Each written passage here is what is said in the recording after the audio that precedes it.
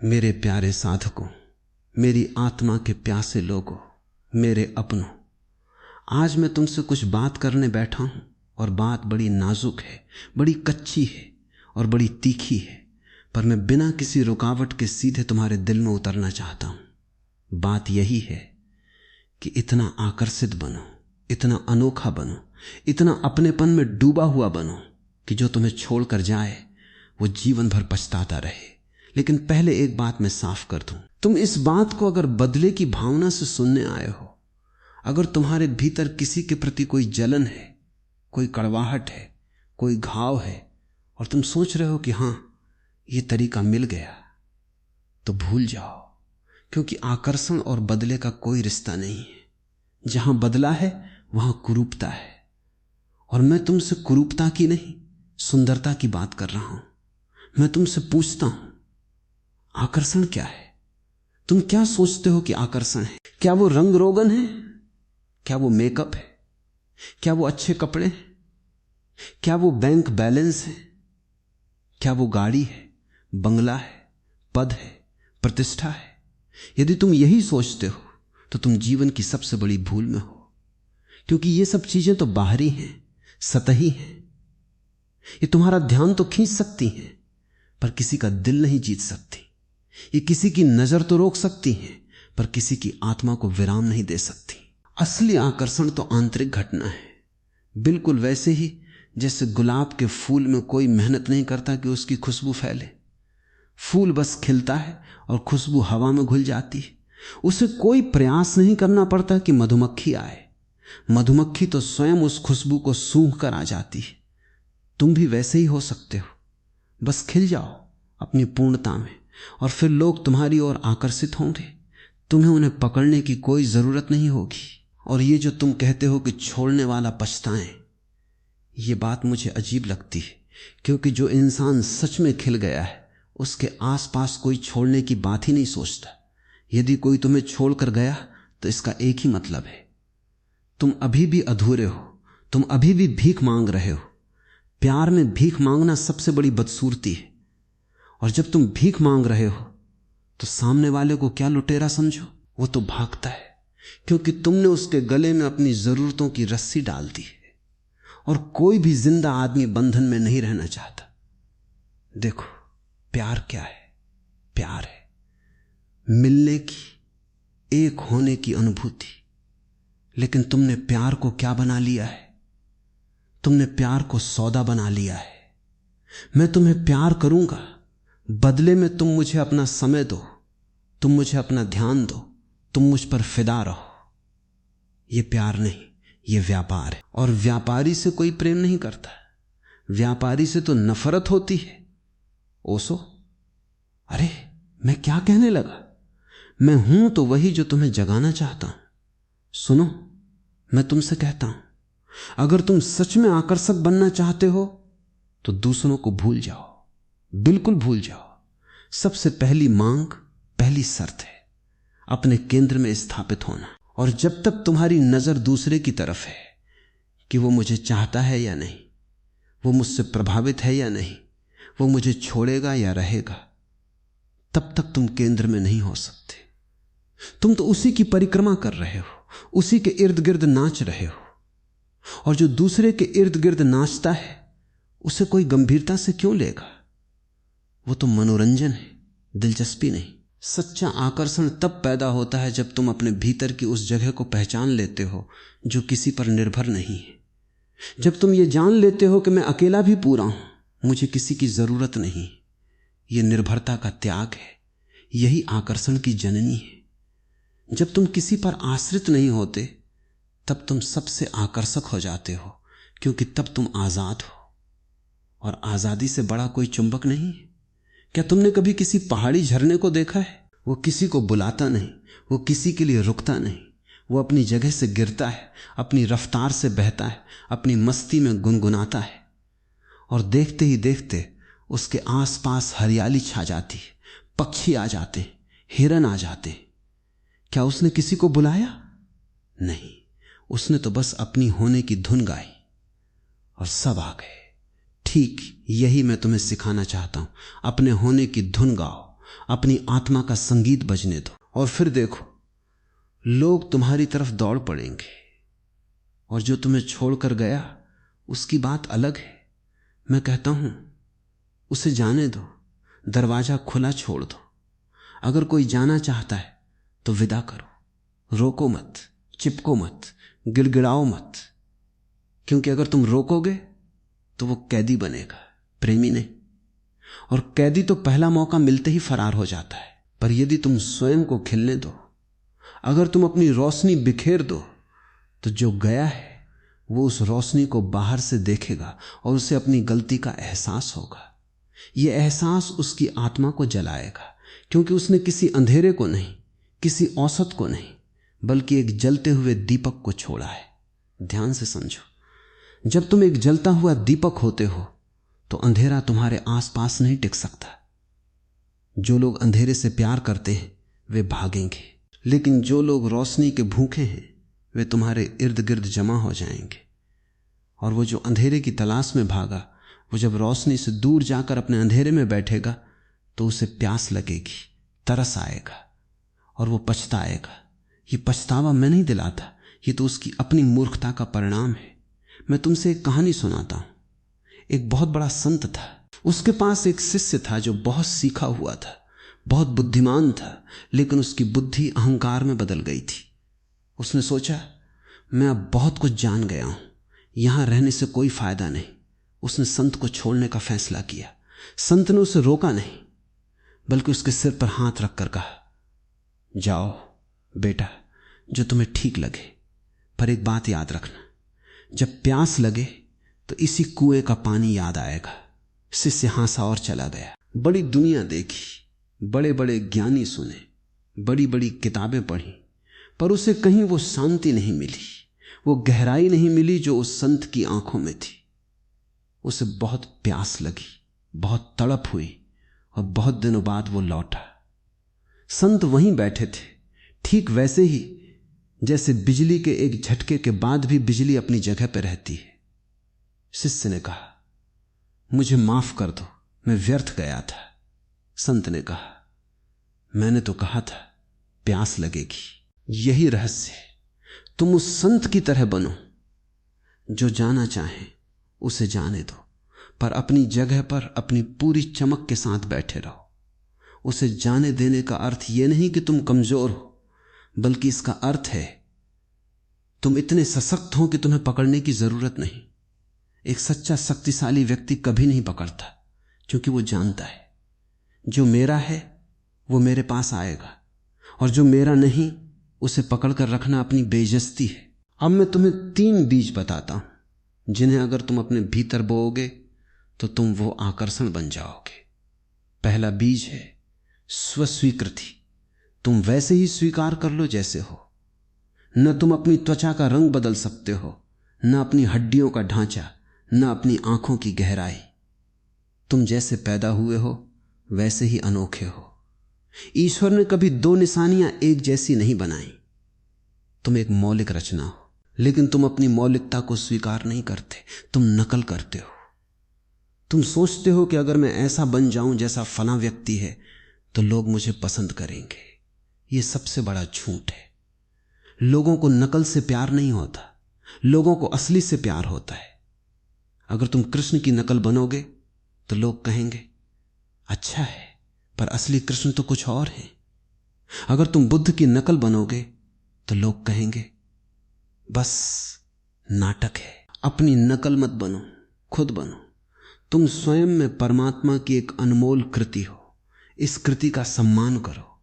जब तुम स्वयं को पूरी तरह स्वीकार कर लोगे तो तुम्हारे चेहरे पर एक अजीब सी रेखा उभर आएगी, संतोष की रेखा, और संतोषी चेहरा सबसे सुंदर होता है। दूसरा बीज है आत्म प्रेम। मैं जानता हूं तुम्हें सिखाया गया है कि आत्म प्रेम स्वार्थ है। ये सब बकवास है, ये पादरियों और महंतों की करतूत है। अगर तुम स्वयं से प्रेम नहीं करते तो तुम्हारे पास प्रेम है ही कहां। एक व्यक्ति जो अपनी आत्मा से प्रेम नहीं करता, उसके पास प्रेम की कोई फुहार नहीं, कोई स्रोत नहीं। तुम अपने कुएं को पहले भरो, फिर दूसरों को पिलाओ। स्वयं से प्रेम करो, अपने शरीर से, अपने मन से, अपनी आत्मा से अपने शरीर को स्नान कराओ, भोजन दो, व्यायाम दो, उसका सम्मान करो। अपने मन को अच्छे विचार दो, संगीत दो, कविता दो, उसका लालन पालन करो। अपनी आत्मा को ध्यान दो, मौन दो, समाधि दो, उसे परमात्मा से जोड़ो। जब तुम स्वयं से प्रेम से भर जाओगे तो वो प्रेम छलकेगा, बहेगा, और तुम्हारा स्पर्श, तुम्हारी दृष्टि, तुम्हारी वाणी प्रेममयी हो जाएगी। और प्रेम से बड़ा कोई आकर्षण नहीं है। तीसरा बीज है स्वज्ञान, अपने आप को जानना। तुमने जीवन में बड़ी बड़ी किताबें पढ़ ली, पर अपनी आत्मा की किताब नहीं खोली। तुमने दूसरे ग्रहों के बारे में जान लिया, पर अपने भीतर के आकाश को नहीं देखा। अपने भीतर झांको, वहां क्या है? क्या अंधकार है? क्या उथल पुथल है? क्या शोर है या फिर शांति है? जब तुम भीतर झांकोगे तो तुम्हें अपने दुखों की जड़ मिलेगी, और जब जड़ मिल जाती है तो उसे उखाड़ना आसान हो जाता है। भीतर झांकने से तुम स्वयं के प्रति सजग हो जाते हो, होशियार हो जाते हो, और एक होशियार सजग इंसान से कभी कोई ऊब नहीं पाता, क्योंकि वो एक रहस्य है। हर पल नया, हर पल ताजा, हर पल अनपेक्षित। एक बोरिंग आदमी के आसपास लोग नहीं टिकते, क्योंकि उसने अपनी सारी रुचि खो दी है। लेकिन जो अपने भीतर की गहराइयों में उतर जाता है वो कभी बोर नहीं होता, और न ही दूसरों को बोर करता है। उसकी उपस्थिति में नई उमंग, नई ऊर्जा पैदा होती है, और यही तो आकर्षण है। अब मैं उस पछतावे पर आता हूं। क्या तुमने कभी सोचा है कि पछतावा क्यों होता है? पछतावा इसलिए होता है क्योंकि हमें किसी चीज की कीमत तभी पता चलती है जब वो हमसे छूट जाती है। ये एक मानवीय दुर्बलता है। अगर कोई तुम्हें छोड़ता है और तुम अपने आप को संभाल लेते हो, अपने आप को और निखार लेते हो, उस दुख को तपस्या में बदल देते हो, तो जो तुम हो उससे वो व्यक्ति बहुत प्रभावित होगा। वो सोचेगा, इसे तो मैंने छोड़ा, पर ये तो और चमक उठा। मैंने तो इसे दुखी करना चाहा था, लेकिन ये तो खुश है। मैंने सोचा था कि इसके बिना ये मर जाएगा, लेकिन ये तो ज्यादा जीने लगा। यही उसके पछतावे की सबसे बड़ी आग है। लेकिन मैं ये नहीं कहता कि ये करो, ये मत करो, क्योंकि अगर तुम दूसरे को दिखाने के लिए कुछ करते हो तो वो प्रामाणिक नहीं है। तुम्हारा निखार तुम्हारी अपनी आत्मा के लिए होना चाहिए, दूसरे की आंखों के लिए नहीं। अगर तुम अपनी खुशी उसकी नजरों से बांधोगे तो फिर वही बात है, तुम उसके पीछे भाग रहे हो। यहां तुम्हें स्वतंत्र होना है, सर्वथा स्वतंत्र। चाहे दुनिया देखे या न देखे, चाहे वो व्यक्ति तुम्हारी चमक देखे या न देखे, तुम्हें तो अपनी चमक से आनंदित होना है, बस अपने लिए। मैं तुमसे एक और बात कहता हूं, जो तुम्हें छोड़ गया वो तुम्हारी असली कीमत नहीं जानता था, इसलिए वो चला गया। ये उसकी आंखों का दोष है, तुम्हारी कीमत का नहीं। हीरे की कीमत वही समझता है जिसने हीरे को पहचाना है। एक भैंस के सामने हीरा रख दो तो वो उसे घास समझकर खाने की कोशिश करेगी। क्या इसका मतलब हीरा बेकार है? नहीं, इसका मतलब भैंस की आंखें बेकार हैं।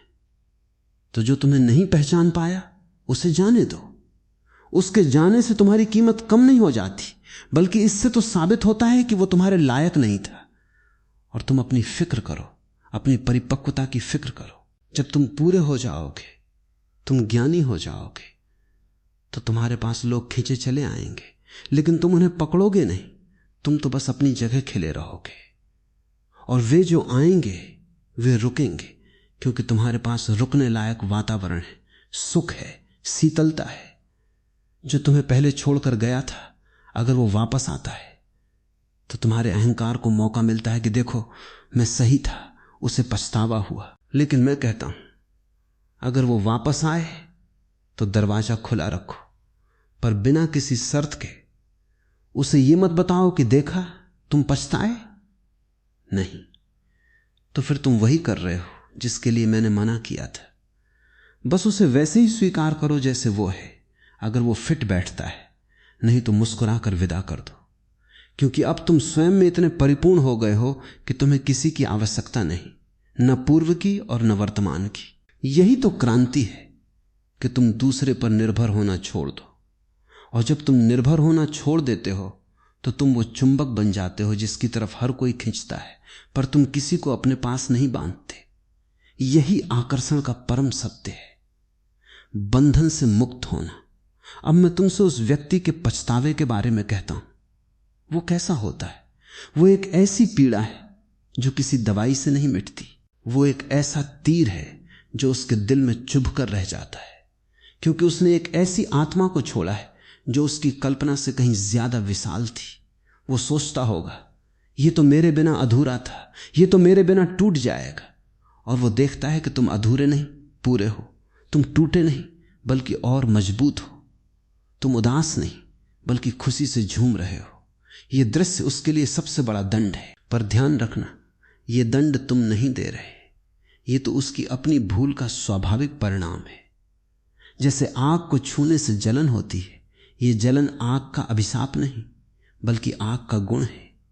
इसी तरह एक चमकती आत्मा को छोड़ने के बाद जो पछतावा होता है, वो उस आत्मा का अभिशाप नहीं बल्कि उस व्यक्ति की अज्ञानता का परिणाम है।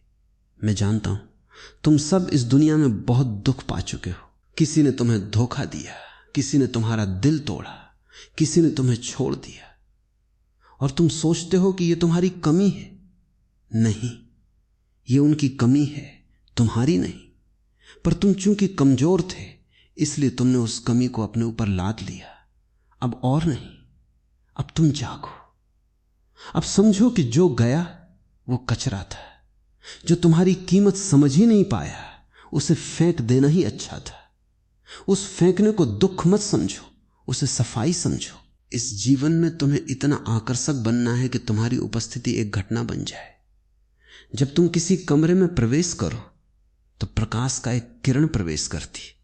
जब तुम बोलो तो संगीत बोलता है। जब तुम चुप रहो तो एक गहरा मौन बोलता है। और यह सब तुम्हारी चमक है जो तुम्हारे भीतर के जागरण से आती है। तुम्हारा जागरण ही तुम्हारा आकर्षण है। तो अब मैं समाप्त करता हूं, पर बीज बोएं, उसे सींचना तुम्हारा काम है। सिंचाई का पानी है ध्यान। रोज थोड़ा समय निकालो, अपने भीतर बैठो, अपनी सांस देखो, अपने विचार देखो, अपनी भावनाएं देखो, बिना किसी निर्णय के, बिना किसी पक्षपात के। बस देखते रहो, और धीरे धीरे देखते देखते तुम वो देखने वाली आंख बन जाओगे। और वही आंख तुम्हारी चमक है। वो चमक इतनी सघन हो जाएगी कि जो एक बार तुम्हारे संपर्क में आएगा वो फिर उस चमक को कभी भूल नहीं पाएगा। चाहे वो तुम्हारे आसपास रहे, चाहे दूर चला जाए, उसकी आत्मा में तुम्हारी एक झलक हमेशा मौजूद रहेगी।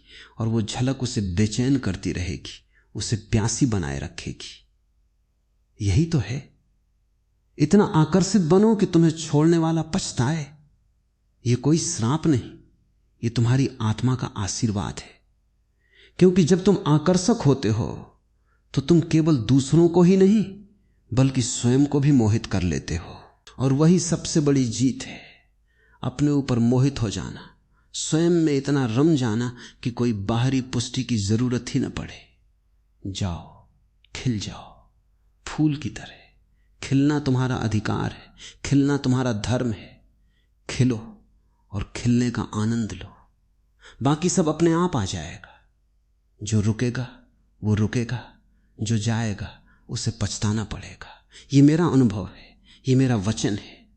अब इसी बात को अपने मन में बिठा लो और याद रखो, मैंने तुमसे जो कहा वो कोई सिद्धांत नहीं, वो तो एक अनुभव है। उसे जियो, उसे चखो, और फिर देखो कि तुम्हारी जिंदगी कैसे बदल जाती है।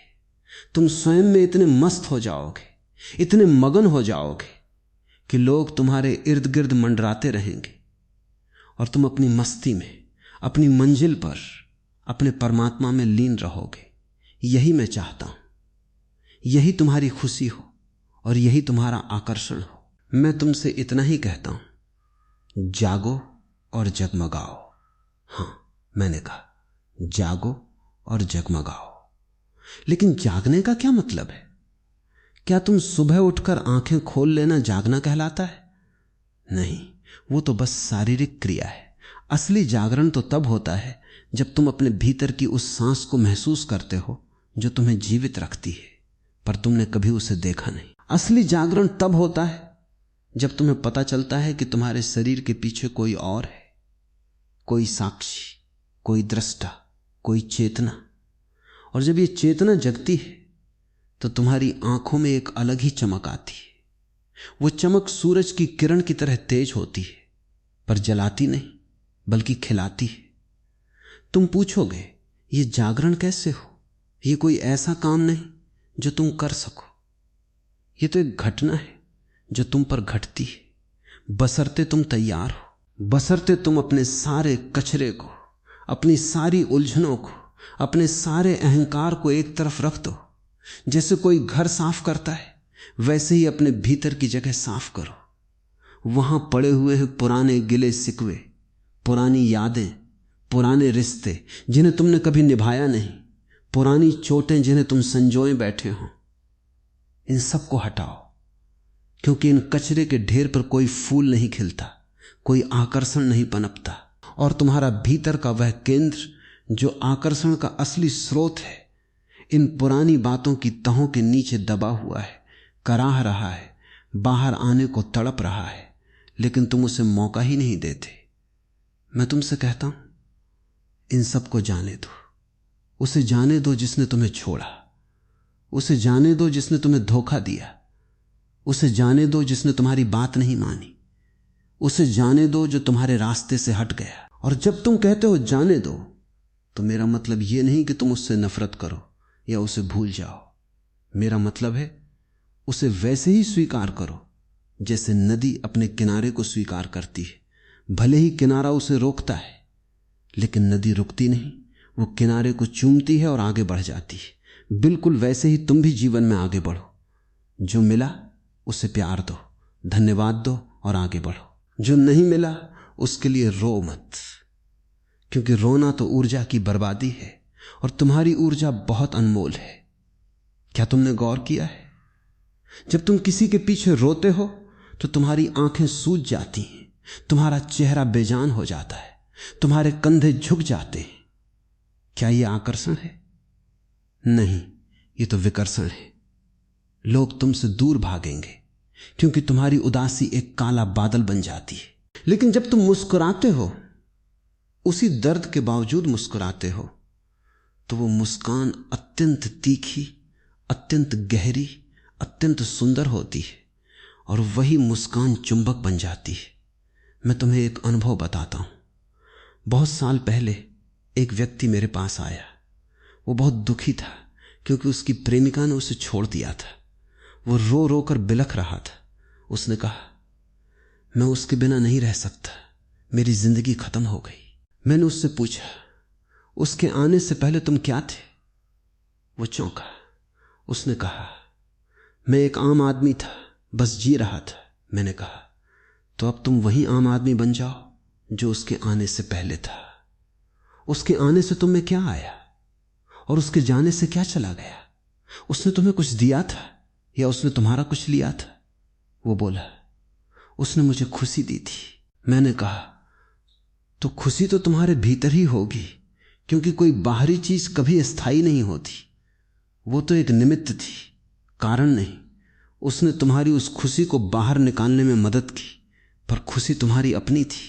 अब उसे बाहर निकालने के लिए किसी और निमित्त की जरूरत नहीं, तुम स्वयं वो निमित्त बन जाओ। बस यही बात मैं तुमसे कह रहा हूं। तुम अपनी खुशी के लिए किसी और पर निर्भर हो।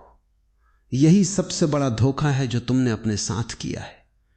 और जब तक तुम इस धोखे में हो, तब तक तुम आकर्षक नहीं हो सकते, क्योंकि आकर्षक तो वो है जो पूर्ण है, जो अपने आप में मस्त है, जो किसी की तरफ देखकर भीख नहीं मांगता बल्कि अपनी छांव बांटता है।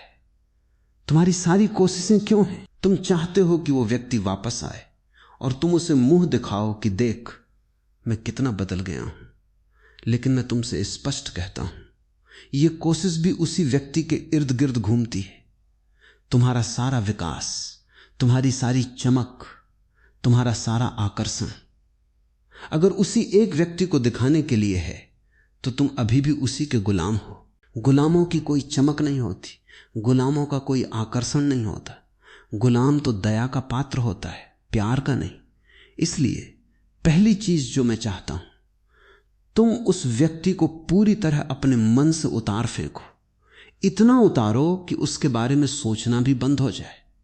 भले ही वो कितना भी बड़ा आदमी क्यों ना हो, भले ही तुम उससे कितना भी प्यार क्यों ना करते थे, क्योंकि अब वो तुम्हारा हिस्सा नहीं, वो तो एक स्मृति है। और स्मृतियां कभी प्यास नहीं बुझाती, वे तो प्यास और बढ़ाती हैं। जब तुम उसे भूल जाओगे तभी तुम्हारे अंदर जगह बनेगी नए आकर्षण के लिए, नई ऊर्जा के लिए, नई रोशनी के लिए। और उस जगह में तुम स्वयं को उगाओगे, किसी और को नहीं।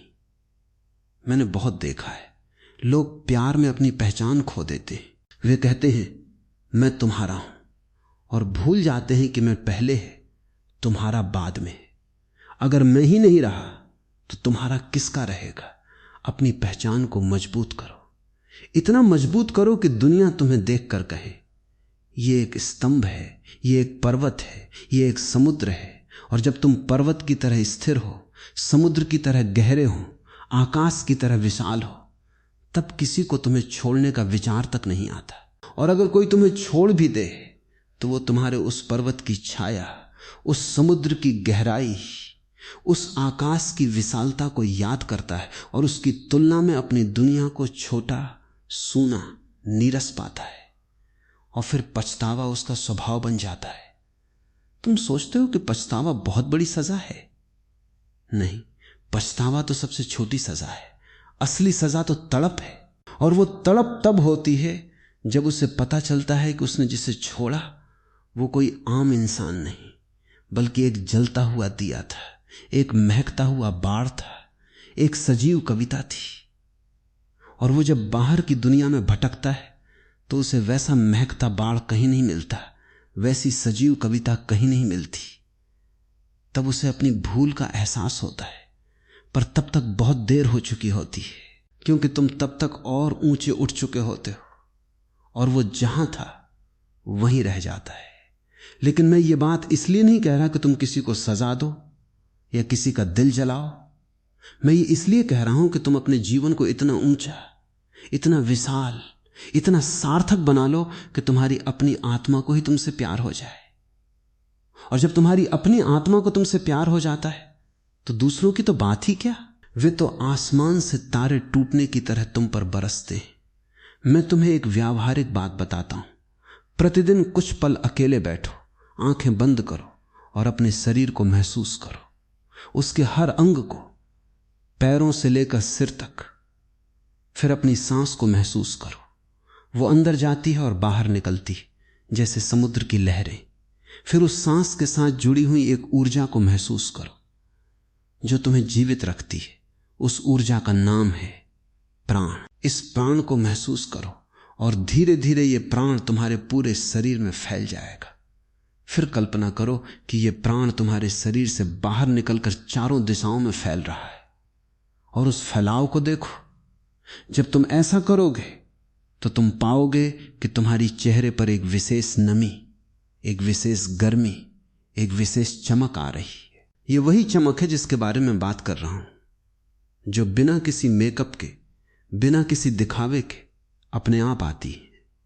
और जब तुम्हारा ये प्राण बाहर फैलने लगता है तो जो लोग तुम्हारे संपर्क में आते हैं वे उस प्राण को महसूस करते हैं। उन्हें ऐसा लगता है जैसे ठंडी हवा का झोंका आया हो या शांत झील के किनारे बैठ गए हो।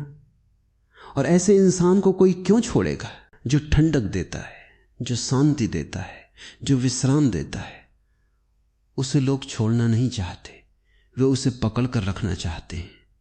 लेकिन जो इंसान प्राण से भरा हुआ है वो किसी को पकड़ता नहीं, क्योंकि उसे पता है जिसने एक बार उसकी ठंडक को चख लिया वो कहीं और नहीं जा सकता, क्योंकि कहीं और उसे वैसी ठंडक नहीं मिलेगी। तो ये सारे उपाय हैं, सारी बातें हैं, पर सबसे बड़ी बात यह है कि तुम स्वयं को उपेक्षित करना बंद करो। तुमने सबको प्राथमिकता दी, बस खुद को नहीं।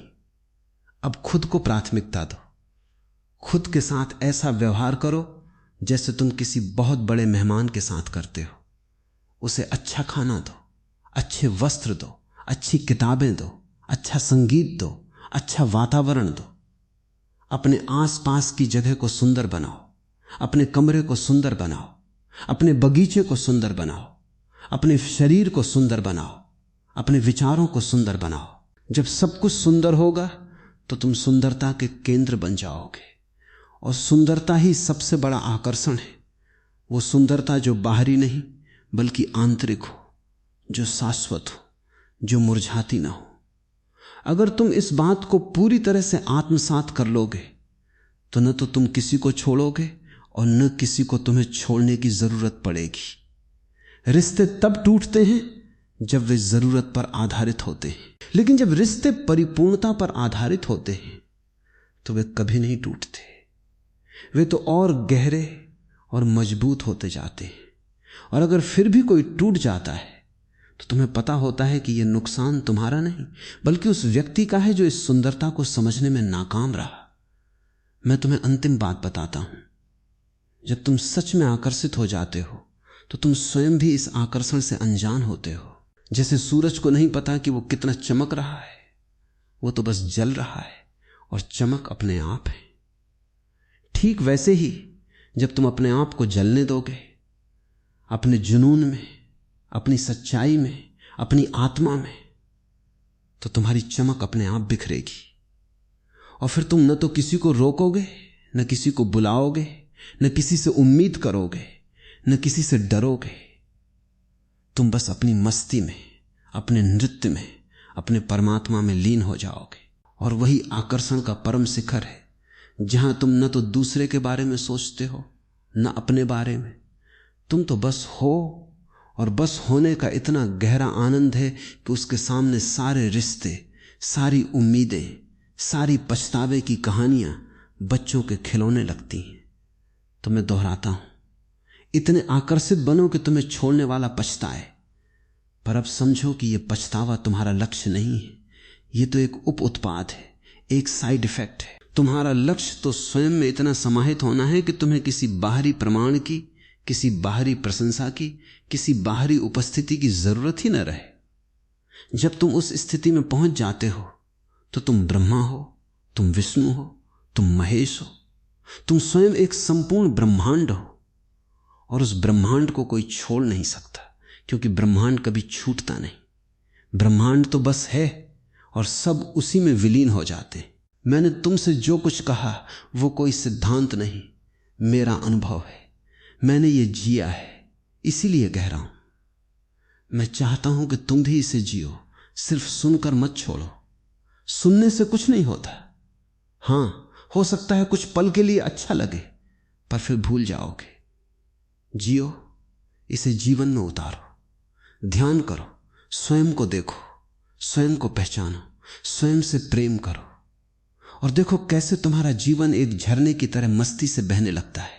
और वो झरना जब बहता है तो अपने साथ बहुत कुछ खींच लाता है, कंकड़, पत्थर, फूल, पत्ते, सब कुछ।